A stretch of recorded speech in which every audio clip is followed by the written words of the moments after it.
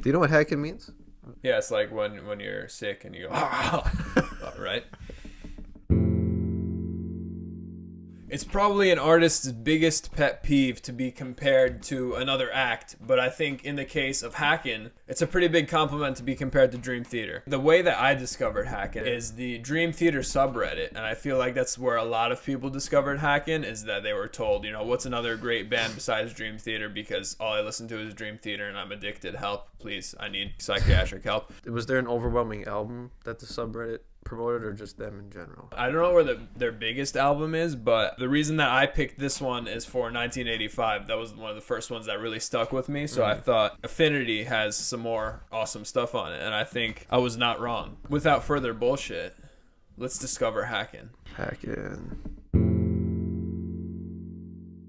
Has a strong focus on the build-up during Affinity.exe and the transition into Initiate. The vocals by Ross Jennings are extremely unconventional for a metal band, but it still fits perfectly with the majestic feel of the song and the others on the album. And the big backing vocals on the more intense part fit nicely too. So Initiate, which I'll start off by saying is my favorite song on the album. Wow. Which I think to start off the album, To initiate the to album. initiate my review, it really took me by surprise. The great fast-paced, heavy start to it, which then turns into that relaxing, mystical feel. For being kind of like, I guess you could say they're kind of underground a little bit, but their production sound, I think, is fantastic. I mean, you don't need a lot of shit these days to make some kick-ass shit, as we proved in our cover, which you should go watch. Go watch right now and like and subscribe. Ross Jennings is the singer. His voice is phenomenal. The way he can really express himself. You know, there's a little excess use, in my opinion, of like the for like most of the song, but he's an excellent singer, and it works really well with the band. You know, I love Maiden, but Bruce is guilty of the same thing. James LaBrie a little bit too, not as much. I don't think he does it as much. You've never seen them live then?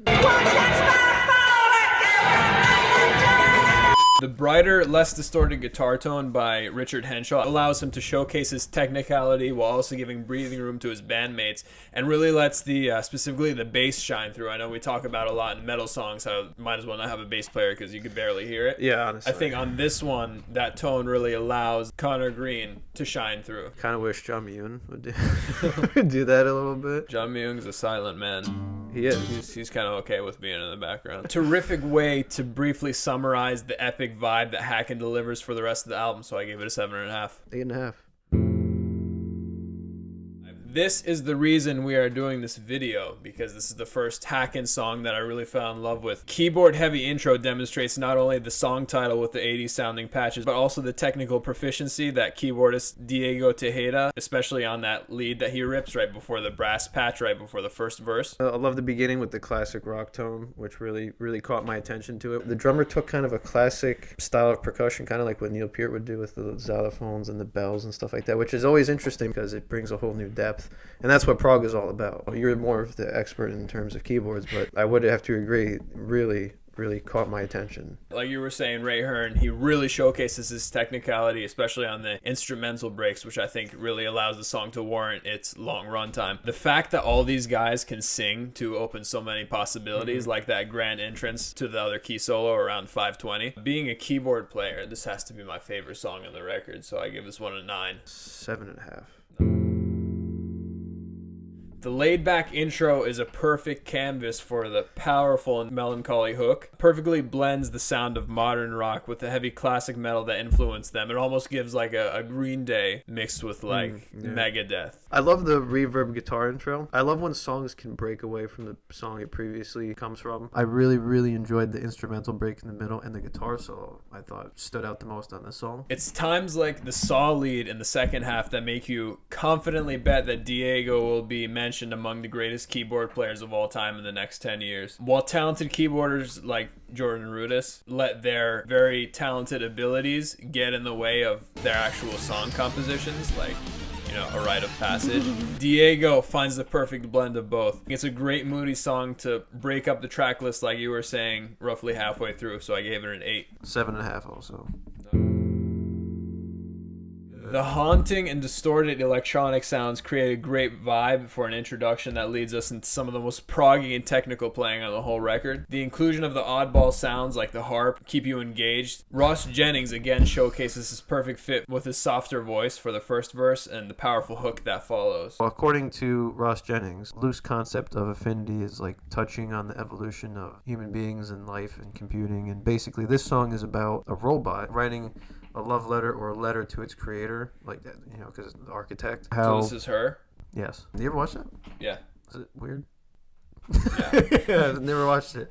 Don't watch it. It also explores the pretenses of friendships and how technology has not just revolutionized how we interact as human beings, but also how it's destroyed the true meaning of what it is to relate to people. It's fantastic for them to bring a 15-minute piece to life, and it shows the determination to bring a masterful piece together. They take it down a notch with the breathy synth and the bass solo to back the powerful hook with a majestic vibe. And then we smack directly into a brick wall with Mike Portnoy on vocals. Day after day and night after night. Funny story. I went on the Haken subreddit to see, like, okay, is this something that their fans are into? I didn't even search for anything. I just went on the Haken Reddit. The first result was someone did a remix of this song with the vocals to Portnoy's Nightmare to Remember. No way. That was the first result. I shit you not. Shit. You're vibing. You're like, man, I love this song. And then, bam. Car accident. Thankfully, it wasn't enough to destroy the song totally for me, so I gave it a 7.5. Yeah, 7. I was cracking up at the vocal melody on this one. All right. It sounds like a Disney princess musical, except like the deaf version. Or it's like 2 steps forward, 1 step back. Yeah, and then they go after the boomers and Gen X. You know, the soft start with the nice, you know, kick to the face, explosion of sound, you know, the sound that they bring to it and the bass and drums in time. I was kind of vibing with it, I'm not gonna lie, but yeah, the Disney princess connection is pretty solid. Yeah, I thought the instrumental was another high-powered one, even though it's not much different than anything we've heard on that album so far. The guitar lead towards the back half was my favorite part, though. It sounded like something from Alex Lifeson. I personally don't think it does too much for the album in the grand scheme of things, so I gave it a 6.5. That's basically equals a 2. Yeah, even though 6.5 is still good. 6.5 as well.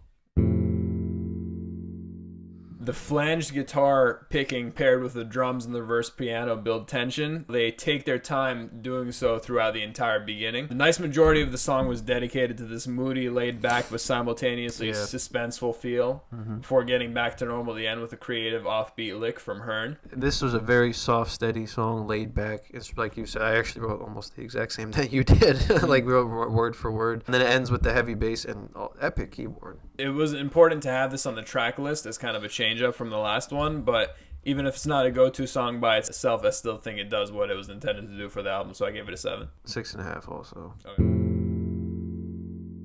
This is a song that's filled with some great moments, namely the distorted key intro, but at the same time it kind of feels a little bland in some areas, namely the choppiness of the first verse. It's covered up, however, with some great instrumental bridges before they reprise the hook from 1985 again. I got major Dream Theater and Tool vibes from the song.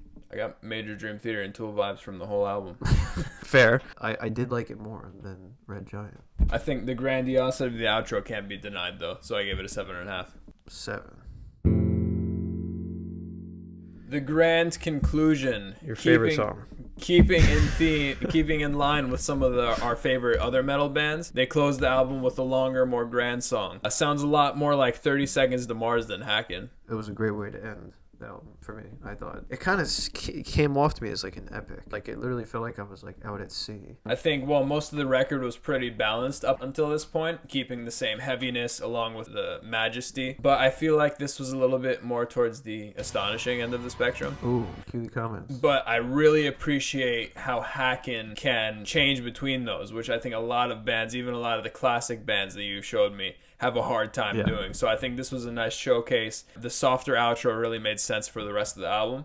So I actually give it a 7. You know, sometimes when you finish an album, you expect it to be a grand explosion of awesomeness. Haken really defined who they are in Affinity with the way they finished this off. It really is a way for us to enjoy another type of prog, because, you know, I've tried to get into other prog bands. It just kind of sounds like a jumbled mess to me. So I'm glad that you were able to find this band on the subreddit. This song, I give it an 8. Overall, Haken shows a heaping amount of promise and potential. Not having too much context to prior material before this album, you can tell that they're still trying to find their sound, but they exhibit so much talent that it's easy to see them as the next prog rock lords in the next 10 years. I think this was a good pick that you picked for this one. They bring so much to the table in terms of prog, and I'm very, very excited to continue listening through what they've offered. At this stage, I think they need to focus more on separating themselves from a lot of the comparisons. We had the Dream Theater comparison, you compared them to Tool, which I think they kind of have, listening to what I've heard from Virus